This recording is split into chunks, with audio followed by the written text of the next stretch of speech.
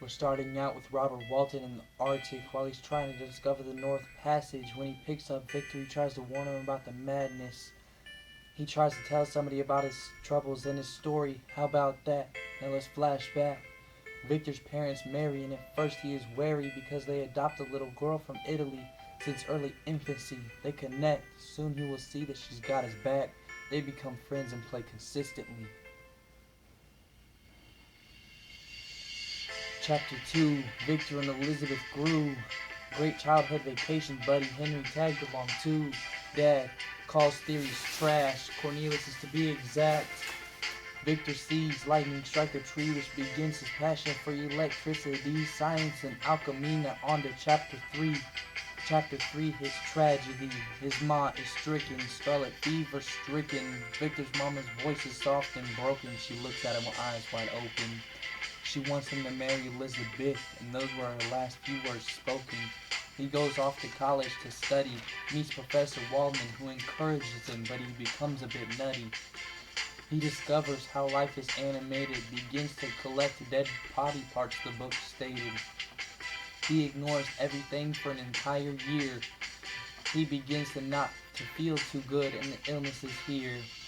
A dream, November night, he does it, he gets it right. The creature, he comes to life, he's grotesque and disgusting in sight.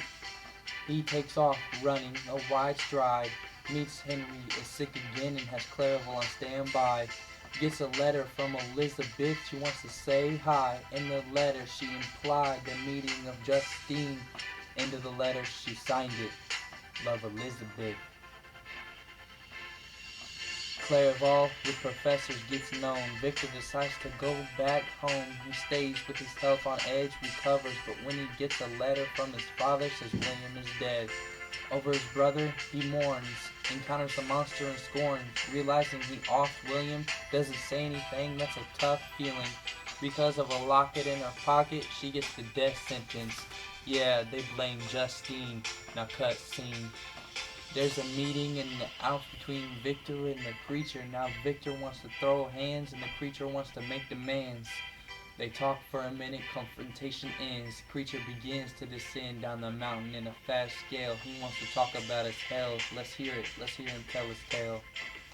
Creature begins talking about how he was sad and just thrown out. Didn't know where to go, what to do, who was true. Victor up and left him and all alone, and he was crude. Yeah, he's walking out all alone. Fell asleep in the cold. Woke up and it was night. Not a single thing is alright. Poor, hopeless, miserable, and wretched. Feeling nothing but pain, and he sat down and wept. Cried and cried. Felt hunger and thirst in the darkness immersed. I can't imagine the feeling, it must have been the worst.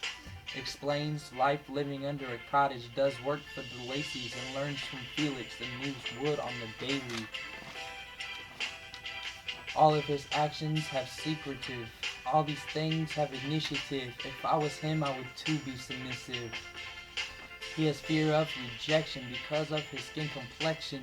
He waits for the right second. Felix is gone, he gets a session with Mr. Lacey, but it is cut short when Felix comes home and goes crazy.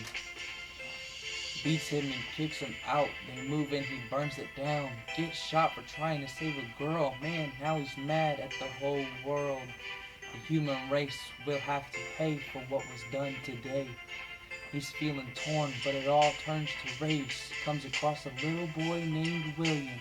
Finds out he's a Frankenstein and up and kills him. Then the monster convinces Victor to make him a soulmate. And right now everything is so great.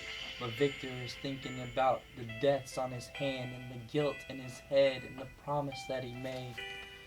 He decides not to marry Elizabeth quite yet. Takes a trip to England with Clairville to get things set.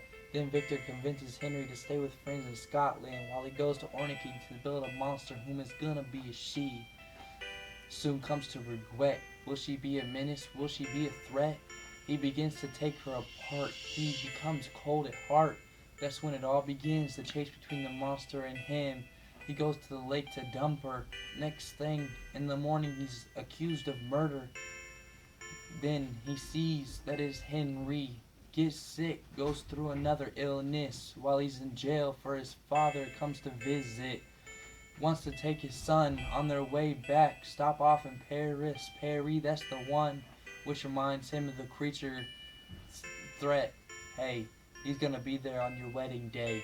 Finally arrives home. Tells Elizabeth he has a secret, but he'll tell her after the wedding.